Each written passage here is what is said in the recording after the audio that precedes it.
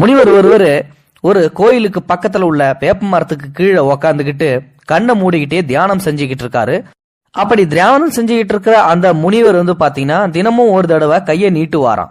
அந்த கையை நீட்டும் போது அங்க உள்ள பக்தர்கள் ஒரு சில பேர் தாங்கள் கொண்டு வந்த பொருட்களை அவர் கையில வைப்பாங்களாம். அது என்ன ஏதுன்னு சொல்லி கூட அந்த முனிவர் பார்க்காம அதை அப்படியே முழுங்கிடுவாராம். அதனால சில நன்மைகள் நடக்குது அப்படின்னு சொல்லிட்டு அந்த ஊர் மக்கள் அவர் மேல அப்படி ஒரு நம்பிக்கை வச்சுக்கிட்டு இருக்காங்க. இதே மாதிரியே பாத்தீங்கன்னா டெய்லி நடந்துகிட்டு இருக்குது.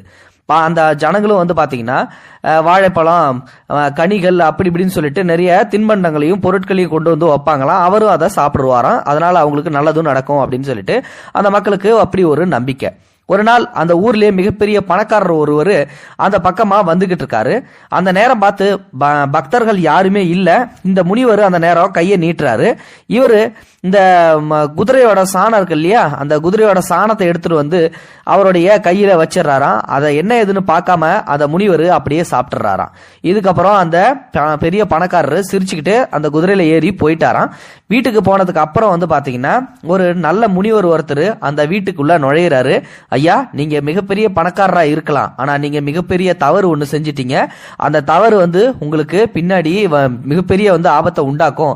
அந்த நீங்க போட்டீங்க பாத்தீங்களா அந்த சாணம், குதிரையோட சாணம், அவர் தின்னுட்டார் இல்லையா, அந்த சாணம் இன்னைக்கு மழை அளவுல குவிஞ்சு கிடக்குது.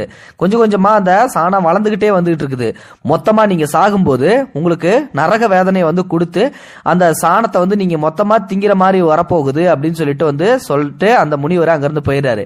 உடனே இவருக்கு இந்த பணக்காரருக்கு ரொம்ப பயம் வந்துருச்சு. என்னடா பண்றது அப்படின்னு சொல்லிட்டு யோசிச்சு பார்த்துட்டு நம்ம நல்லது ஏதாவது பண்ணலாம் அப்படின்னு சொல்லிட்டு சில கன்னி பெண்களை ஒரு ஓலை குடிசை மாதிரி ஒரு இடத்துல வீட்டுக்கு பக்கத்திலே அமைச்சு அந்த பெண்களை எல்லாத்தையும் கூப்பிட்டுட்டு, ஏழை பெண்களாக நீங்க இருக்கிறீங்கல்ல, உங்களுக்கு திருமணத்துக்கு செலவு வச்சுக்கீங்க அப்படின்னு சொல்லிட்டு அந்த பெண்களுக்கெல்லாம் நகை பணத்தையும் கொடுக்கறாரு.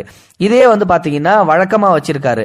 அடிக்கடி பெண்கள் அந்த வீட்டுக்கு அந்த குடிசலுக்கு போய் இந்த பெரிய பணக்காரர்கிட்ட இருந்து நகை பணம் எல்லாம் வாங்கிட்டு வருவாங்க. அந்த பணத்தை வச்சு அவங்களும் கல்யாணமும் பண்ணிக்குவாங்க.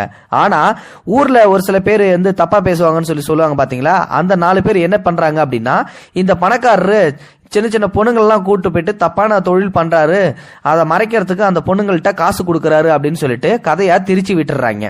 இதே மாதிரியே பாத்தீங்கன்னா இந்த பழக்கம் நாளடைவுல போயிட்டே தான் இருக்குது. ஆனா அதை எதையுமே இவர் காதுல வாங்கிக்கவே இல்லை. தன்னுடைய அந்த சேவை மனப்பான்மையை நம்ம பாவத்தை செஞ்சிட்டோம், அதுக்கு பரிகாரமா திருப்பி நம்ம இதை கண்டினியூ பண்ணுவோம் அப்படின்னு சொல்லிட்டு ரொம்ப நாளா கண்டினியூ பண்ணிக்கிட்டே இருக்காரு.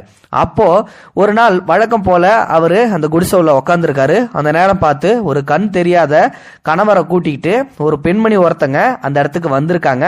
அப்போ பாத்தீங்கன்னா இந்த மாதிரி நம்ம எந்த இடத்துக்கு வந்திருக்கோம் அப்படின்னு சொல்லிட்டு அந்த கணவர் அந்த பெண்ணுகிட்ட கேட்கும்போது அவருக்கு கண்ணு தெரியாது. அதனால அவருடைய மனைவிட்ட கேட்கறாங்க. அப்போ அந்த பெண்ணு என்ன சொல்றாங்கன்னா, நாம அந்த இந்த ஊர்லயே மிகப்பெரிய பணக்காரர் வீட்டுக்கு வந்திருக்கோம் அப்படின்னு சொல்லிட்டு சொல்லும்போது, ஓ, இந்த பெண்களை எல்லாம் தப்பான தொழிலுக்கு பயன்படுத்திட்டு இருக்கானே, அவனோட வீட்டுக்கா வந்திருக்க அப்படின்னு சொல்லும்போது உடனே அந்த பொண்ணு வாயிலடிச்சுங்க, ஏன் இந்த மாதிரி தப்பா சொன்னீங்க, நீங்க இந்த மாதிரி சொன்னதால உங்களுக்கும் அந்த பாவம் வந்துருச்சு அப்படின்னு சொல்லிட்டு உடனே சொல்லவும், என்ன சொல்ற நீனு, எனக்கு ஒண்ணுமே புரியலையே அப்படின்னு சொல்லிட்டு கேட்கும்போதுதான், இந்த மாதிரி நான் ஒரு கருப்பு கரசையான பொண்ணு, இந்த கருப்பு கரசையா இருக்கிற எனக்கு ஒரு சில சக்திகள்லாம் இருக்குது. ஒருத்தரோட முகத்தை பார்த்தோ இல்லாட்டி அவங்களுடைய வீட்டை பார்த்தோ அவங்களுடைய இடத்த பார்த்தோ அவங்க எப்படி அமிட்டவங்க அப்படின்றத நான் சொல்லிடுவேன்.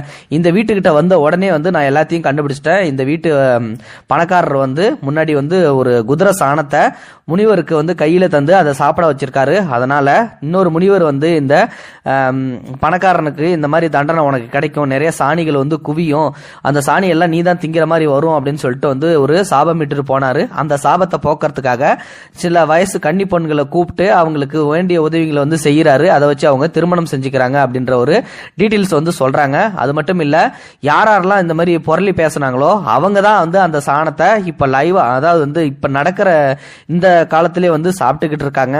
அதுல நீங்களும் ஒரு ஆளா மாறிட்டீங்களே, நீங்களும் இப்ப புரணி பேசி அதுல இருந்த கடைசி பங்கை நீங்க தான் எடுத்து சாப்பிடுற மாதிரி ஆகுது. பாவம் செஞ்ச அவரு நல்லது செஞ்சு தப்பிச்சுக்கிட்டாரு, ஆனா நீங்க அந்த பாவம் செஞ்ச அவரை நீங்க தப்பா பேசுனதால அந்த பாவம் உங்களுக்கு வந்துருச்சு அப்படின்னு சொல்லிட்டு உடனே வந்து எல்லா உண்மையும் வந்து சொல்றாங்க. சோ வந்து பாத்தீங்கன்னா இதுல வந்து என்ன ஒரு முக்கியமான பாயிண்ட் அப்படின்னு சொல்லிட்டு வந்து பாத்தீங்கன்னா, தவறு செய்தவர்கள் திருந்த எடுக்கும் முயற்சியை விமர்சிக்க கூடாது.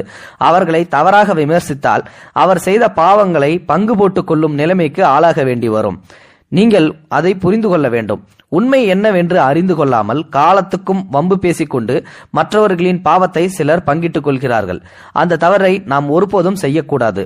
நாம் செய்த பாவத்தை சுமக்கவே நமக்கு இந்த ஒரு பிறவியே போதுமா என்பது தெரியாத நிலையில் தேவையில்லாமல் அடுத்தவரை பற்றி புறம் பேசி அடுத்தவரின் பாவத்தையும் சேர்த்து சுமக்க வேண்டுமா என்ன? கண்டிப்பா இது ஒரு அருமையான பதிவு தான். இது ஒரு Facebookல ஒரு முகநூல் நண்பர் வந்து ஒருத்தர் பதிவிட்டு இருந்தாரு.